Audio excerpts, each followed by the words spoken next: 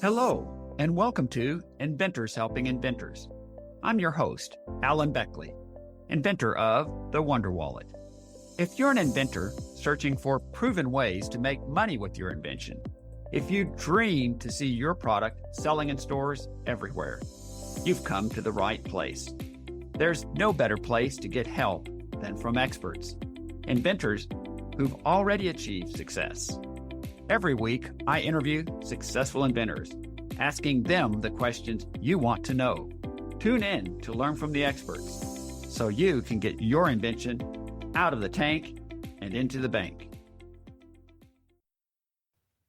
This stops it. Essentially, bedbugs and every crawling pest, they get inside of a structure by climbing. And so if we could prevent the climbing on the outside of a home or a structure, then they'll never get inside. But with bedbugs, they travel with us. Sometimes they're on our luggage, they're in our clothes. We have no idea. And then what's the first thing we do when we get into a hotel? We take our luggage and we flip it up onto the bed. And then that's how the infestation happens. But for us and our testing was, why don't we try to test it on, for instance, furniture, bedding, even mattresses around a room, a typical room. And we found that with our product, it causes them to stay on the ground. This summer, I've set the goal to reach out directly to help more of you, my loyal podcast listeners, to get solutions to your most challenging, vexing issues as inventors. I have a fun event that I've never done before that's available to you, my podcast listeners, coming up very soon this Friday. Freebie Friday, Q&As with Alan. So what is Freebie Friday? When is it? And how do you sign up? So the what? Freebie Friday is basically a group coaching for inventors that is free of charge. And the when? Freebie Friday will take place on August 21st at 8 p.m. Eastern Time. And the how? To sign up to join us for Freebie Friday, just go to alanbeckley.com/Friday. Oh, also one more. Why should you sign up? Bringing a group of inventors together into a mastermind like this produces magic. It is a lot of fun, a lot of learning, and everyone learns from each other. I've done a lot of masterminds. It's always amazing. I may not do another of these events, another Freebie Friday, so don't miss out. Make sure to sign up to attend at alanbeckley.com/Friday, and we'll see you on Friday, August 21st at 8 p.m. Eastern Time. Welcome to episode number 640. Today, I interview Tony Gonzales. Tony Gonzales is an inventor, entrepreneur, patent holder, and practicing attorney who knows firsthand what it takes to turn an idea into a real-world product. Tony is a co-founder of Slick Barrier, the revolutionary pest control technology featured on ABC's Shark Tank. Slick Barrier takes a completely different approach to pest prevention. Rather than relying on pesticides to kill crawling pests after they enter a property, its clear coating is applied around the base of a home or structure and dries to an extremely smooth, glass-like finish. Because many crawling pests cannot gain traction on the slick surface, the barrier helps stop them before they ever get inside. Tony's the holder of 4 patents and has experienced the inventor's journey from multiple perspectives, from developing and protecting intellectual property to building a company, bringing a new product to market, educating customers, and pitching on one of the biggest entrepreneurial journeys in the country.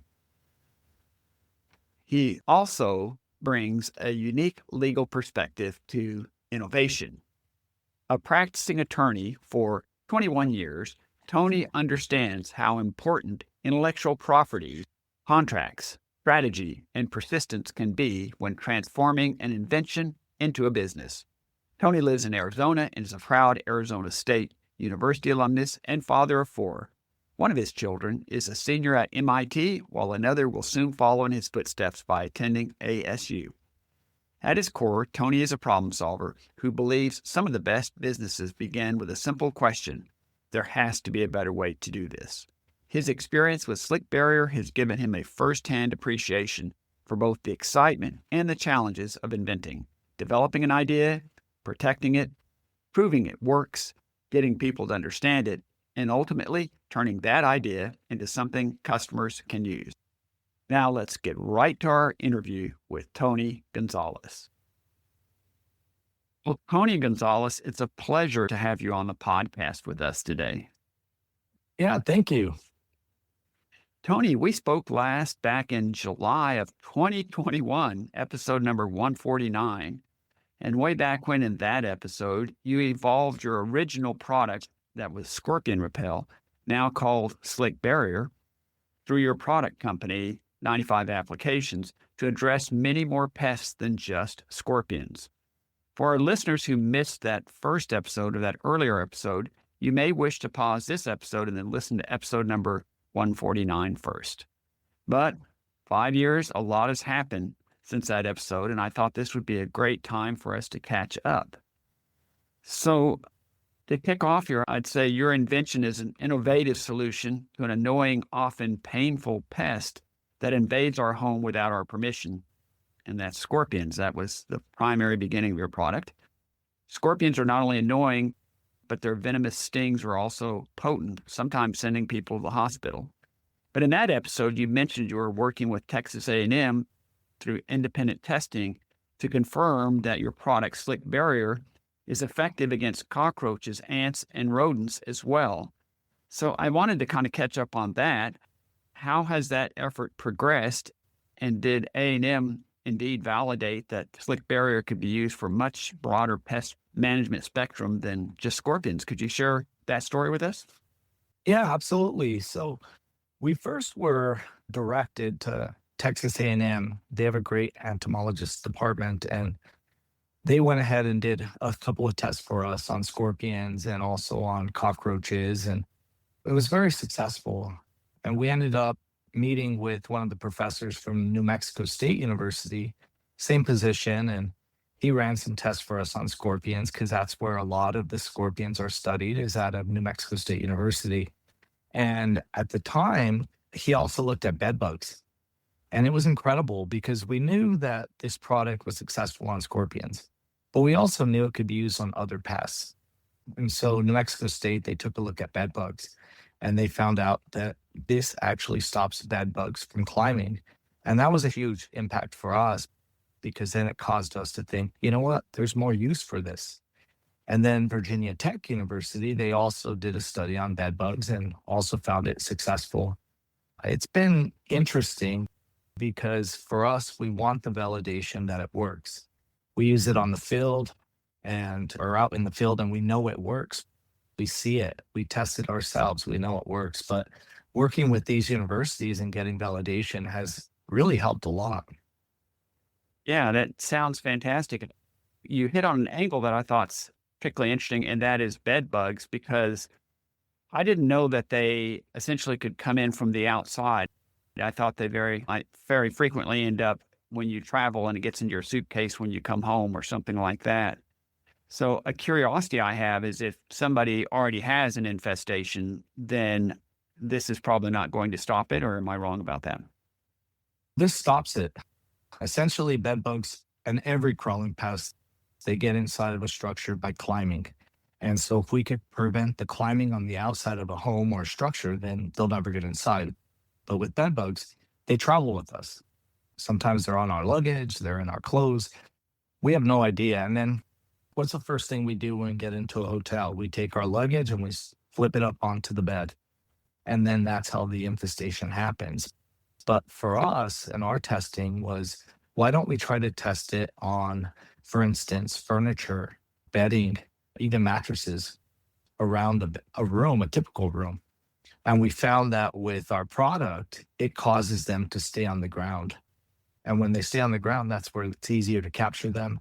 That's where it's easier to essentially get rid of them. And that's what keeps them from being able to climb and get any sort of food source. So for us, it works the exact same way as if it's the outside of a house. Inside of a structure, we try to do the same thing, create that slick barrier so even bed bugs can't climb it. Well, that's pretty amazing. This is slightly off topic, but you just got my interest just because it's something I've heard about and read about and problematic for people, as we all described.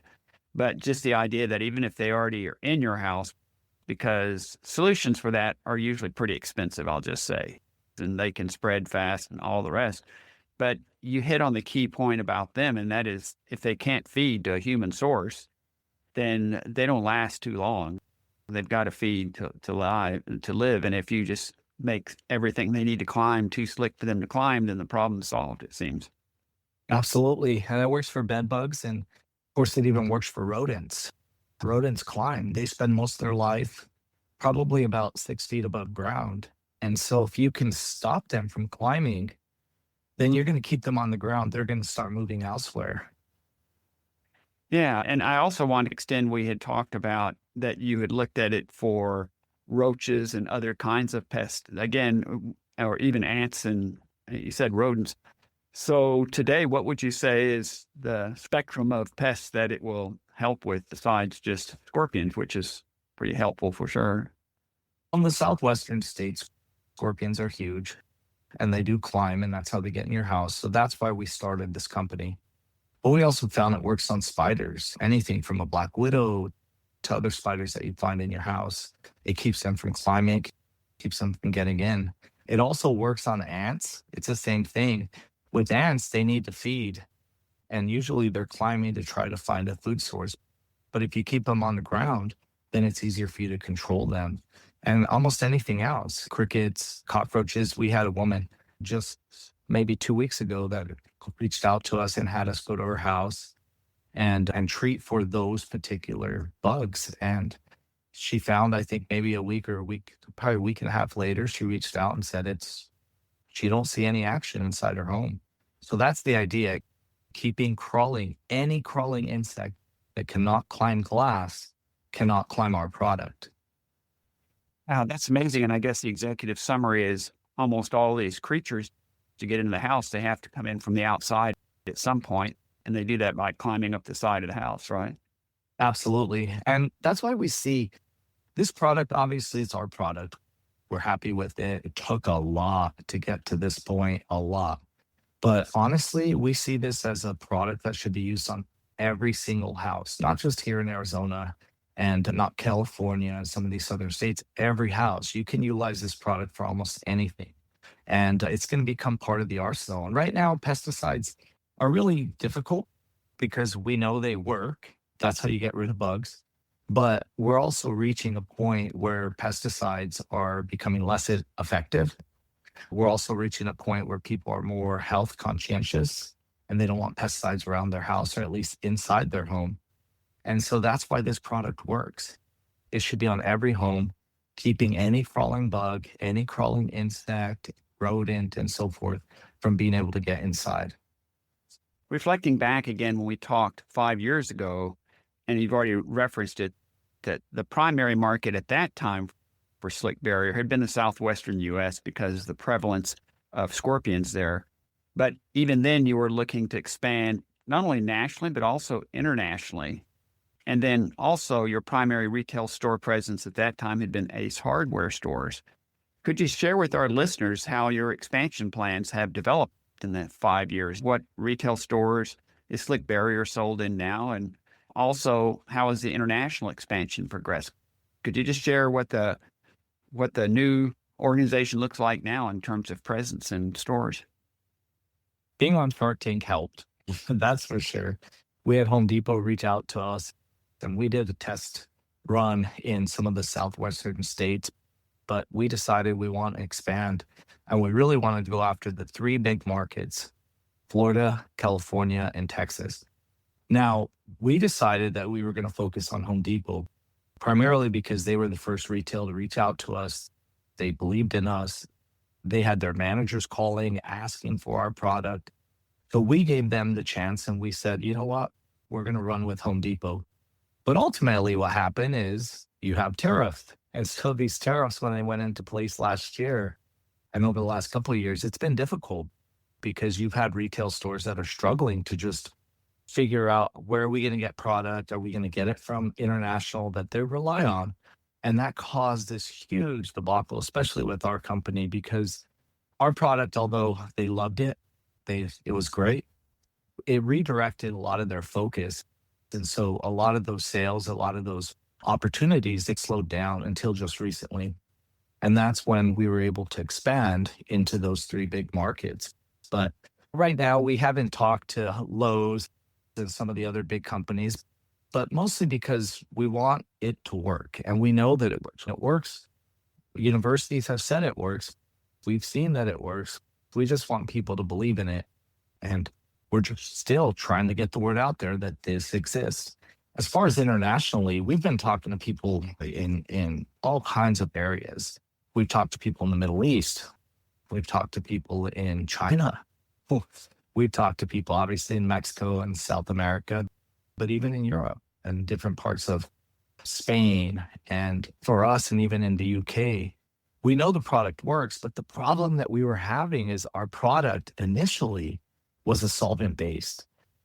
And when it's solvent based, just like anyone who stains a floor, they use some sort of polyurethane, but it's made with oils essentially. And when it's flammable, it's harder to basically transport. So for us, we're producing it here in the US and we're having to transport it. And that made a huge problem with in our international ties. And so that's why we redeveloped, even from the Shark Tank episode, we talked about a water-based product, but we really didn't have a product that worked. And it took, at least even after Shark Tank, it still took a year or two for us to finally get the product that we believe in that's a water-based product. And that means that this product is safe. That means that this product can be used inside, outside. You don't have to worry about fumes. You should use gloves because any paint, you can get your hands dirty, but it's clean. It's easy to clean with water. And oh my gosh, I'm telling you, there were times over the last few years, actually, even longer than that, that I wanted a water base. My partners, no one believed that we could get a water base. Even companies, like big companies that we're reaching out to, they were telling us, you can't do that.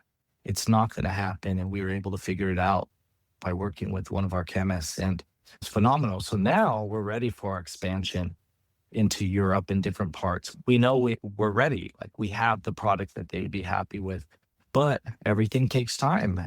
And so for us right now, it's about building and we're working with Home Depot. And now we're going to work on the next phase and trying to get it abroad. And we have lots of people who have been asking for it for the last 5 or 6 years, but now's the time we can do it because we finally have a product that we can actually transport in the air. It's not flammable. And that was our biggest hurdle. Just like to highlight what you just shared in a specific part of this. And this is what I call the inventor's journey. Often your biggest challenge, your biggest frustration, often what is a big setback even, turns out to be an opportunity in disguise.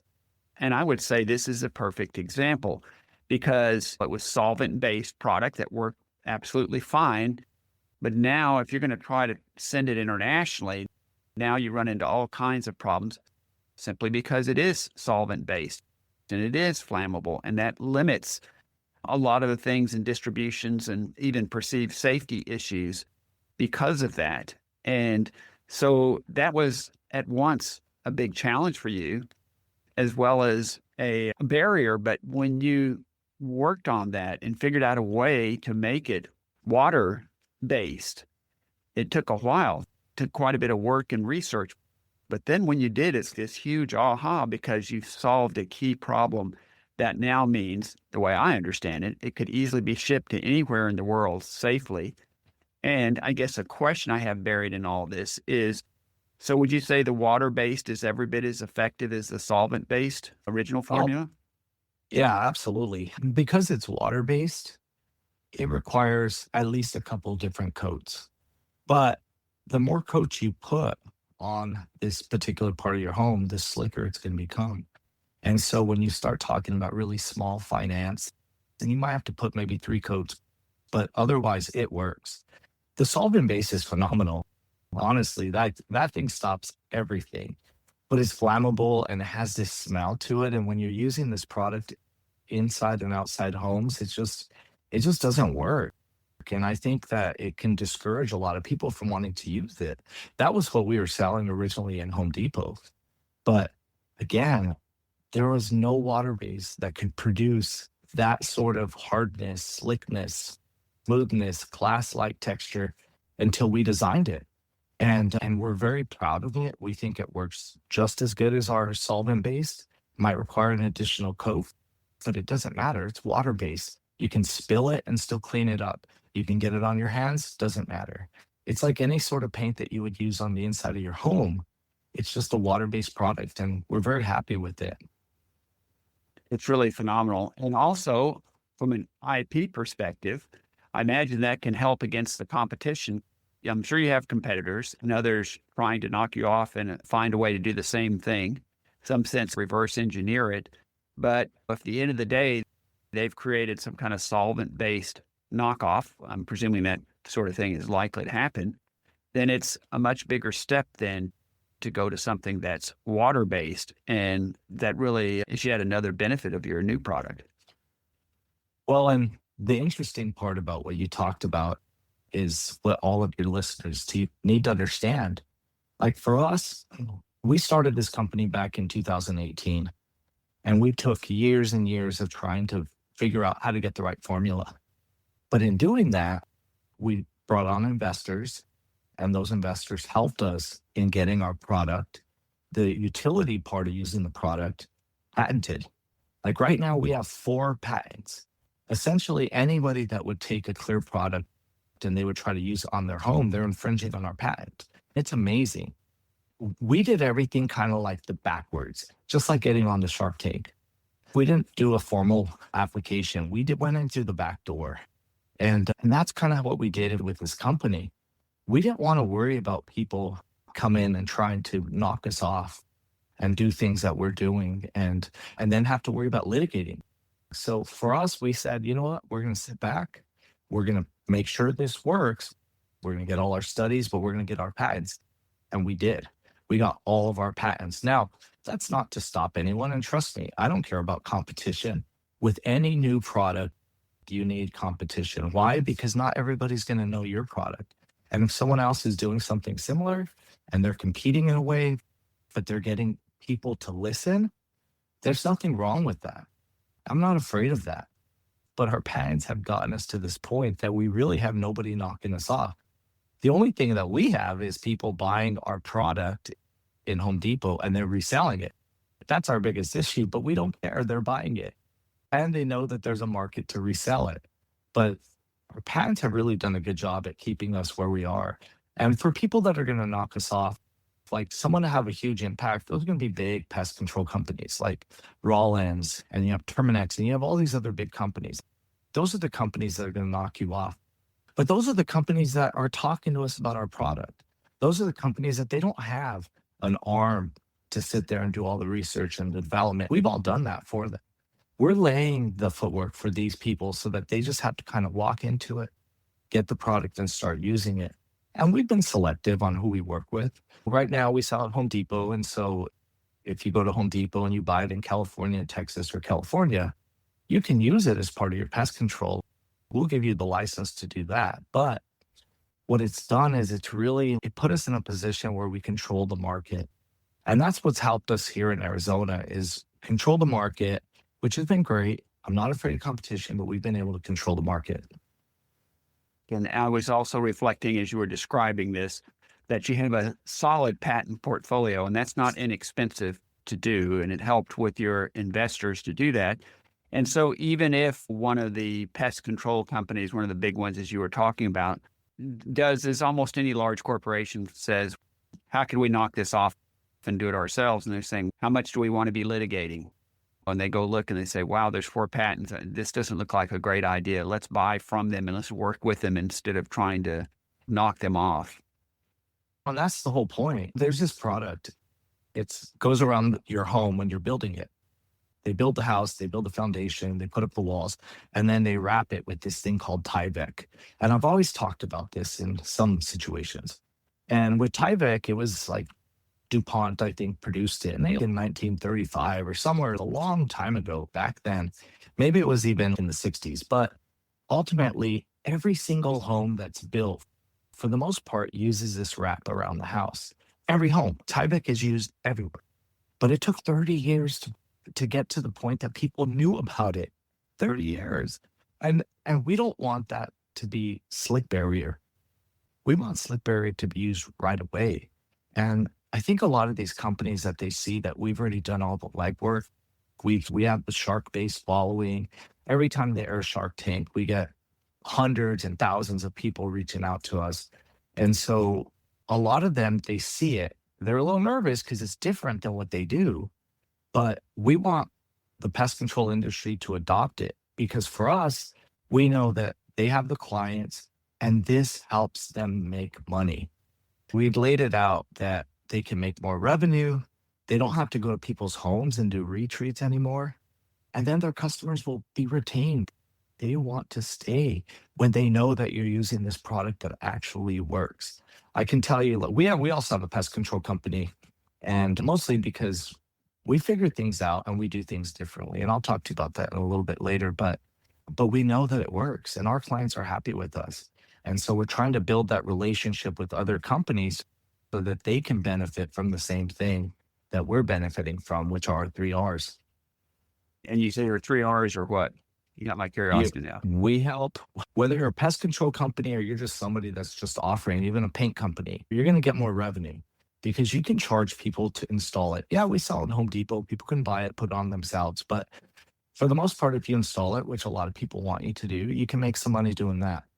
The second part is that when you're a pest control company and you go out and you spray outside, for example, all the bugs start moving. So all of a sudden they start moving. And maybe they're going to die because they got a hint of pesticide at some point, but they move. So that's when customers see them inside their house. So right after you've gone out there and you've sprayed, these clients and homeowners are asking their pest control company to come back out because they see activity inside of their home. So it prevents retreats. If you have the product on and it's keeping them from getting inside, you're not going to have retreats. And the last one is your customers are going to be happy. You're going to retain those customers. They're going to want to stick with you because you can charge them a monthly fee just to say, look, I'm going to maintain it for you. So that every time they go out, they do a spray, they can look at it. They can see an area. They can say, okay, maybe this isn't as slick anymore. They could do a quick touch up and then that's it. And maybe once a year, once every 2 years, they go around and they do a quick reapplication. But customers will stay with you. That's what we think is important. 3Rs: revenue, retreats, and retain. This is phenomenal. Exactly. And also, I'd like to ask, what advice would you give to a new inventor just starting out based on all your learning experience? Obviously, inventing a new product is not easy. It's challenging. It's not just because of competition, but it's challenging on your family. It's challenging in your time. And the most people, when they're doing it, they believe in it. They believe in it. And that's the time when they sit there and they start trying to make a business out of it. They start saying, can this scale? Are there other opportunities? Will people be interested in this? And it's in that part that a lot of people just get frustrated. And honestly, no matter what the patent is, I listened to one of my podcasts with you before, and I talked about patents and the reason why you want to get them and so forth. But I also talked about the fact that you can make slight changes to another's patent. Ideas are ideas. And the world, if we live in a capitalist market, which means that everybody's trying to improve a product, and you shouldn't be afraid of that. If you have something that you design and other people are trying to do the same thing, try to be the first one there. And if you're not the first one, then try to make deviations to your product so that you can actually be the one who actually developed it. But you can't just stop. You got to keep developing. And don't worry. It's like I have a notes app on my phone, and no matter what idea I have, no matter where I am, I write it down. If I'm talking to somebody and they're like, oh, you're on Shark Tank, and they start telling me about an idea and I like it, I write it down. Of course, I tell them, hey, I'm writing this down, but only because if you ever want to pursue it, I think I'm interested. And I keep those ideas down. But at the end of the day, just keep thinking. Don't get frustrated. My one of my partners in Slickberry and he was a guy that used to use that chew tobacco. And before everything came out, like recently, where you have like different companies now that produce this stuff that you can put in your mouth and you don't have to really spit it out. But in the past, you had to spit it out and it was really disgusting. I did not like it at all.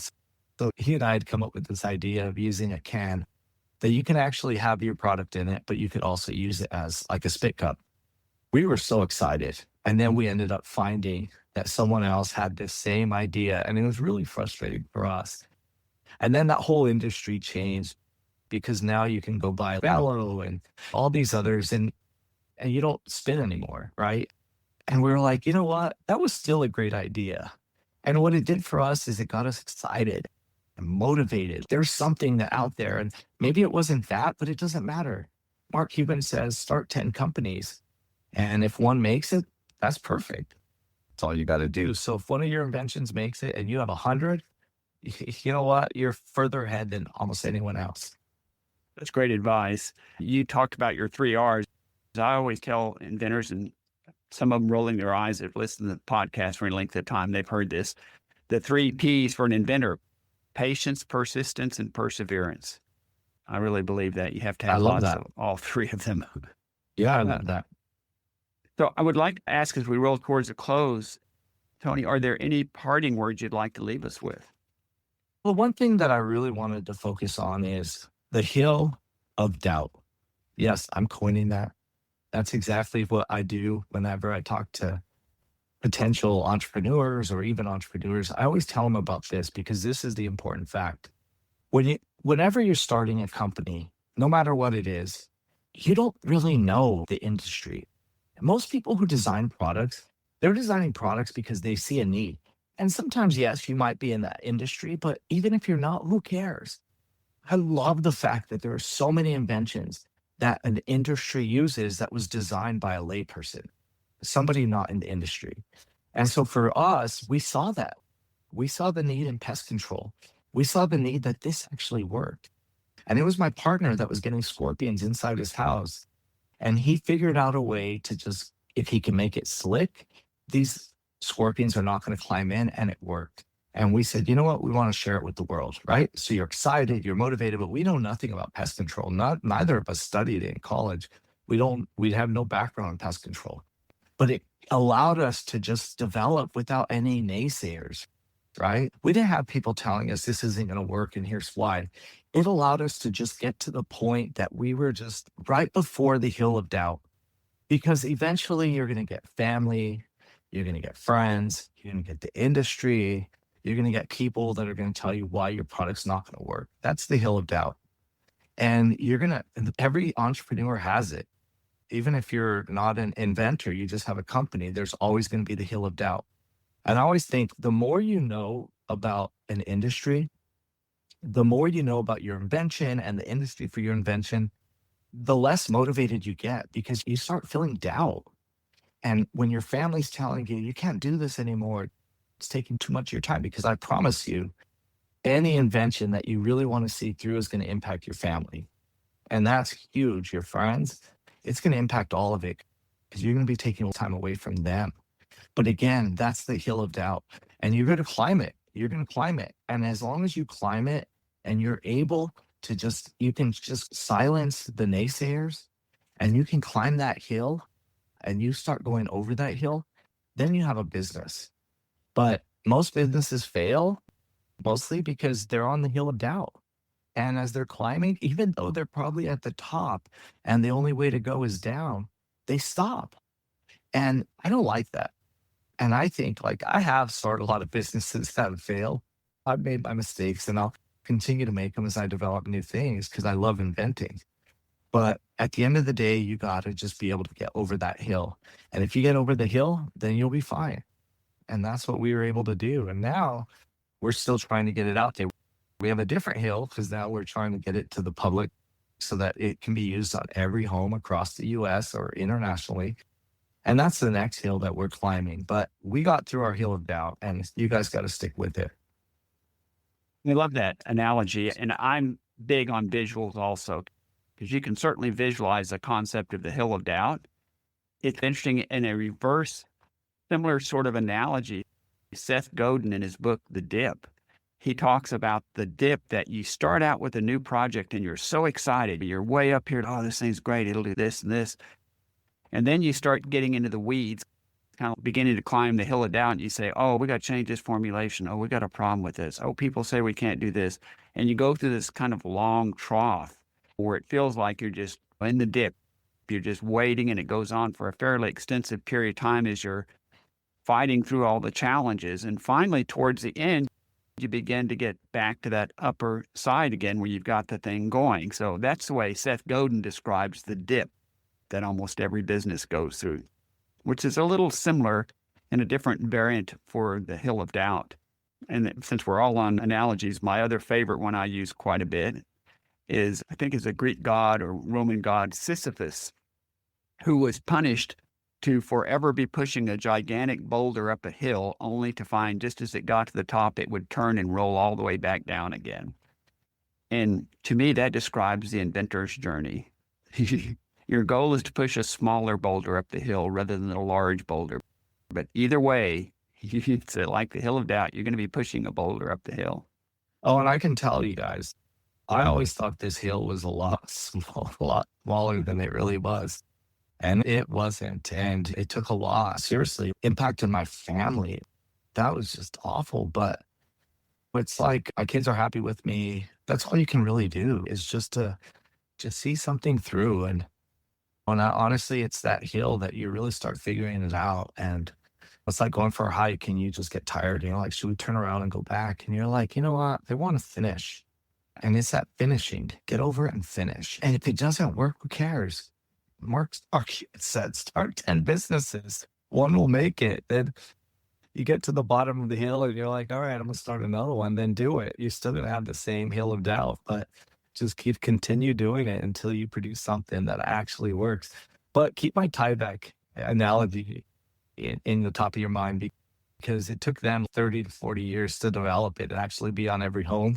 And it's okay, right? Sometimes things are going to take us a while, but at the end of the day, just do it. Just do it. And wow, man, I'm proud of what I accomplished. I really am. And we're not even done. I feel like we're still at the beginning. But all the stuff that we've gone through, it's gotten us to this point. And I think I'm very much more an experienced entrepreneur. And you guys will be too, as you push that, as you would say, rock up that hill of doubt. But as long as you get on the other side of the hill, you guys will start seeing success and believing that you designed something that was interesting and, quite honestly, cool. Yeah. That's fantastic. As we roll to a close, I'd like to ask, how can our listeners reach you if they have other questions? So the best way is probably through LinkedIn. I have all my contact information there. Call me, email me, whatever you want. Tony Gonzales, Slick Barrier. You'll see me. I'm an attorney, and you'll see some of that. And you'll see some of the stuff we've done in the past, but that's the easiest way. I'm always willing to talk to anybody to explain the journey I went on, because that's all I did before I went on that journey was just study and study. I listened to hundreds and hundreds of podcasts, many of which were your podcast. And it took a while, but sometimes you have to get your own MBA on your own as you're building your journey, as you're building your product. Yeah, and that's so fantastic. Again, they can find you on LinkedIn with Slick Barrier. And just so they get the spelling, Gonzales is Gonzales, correct?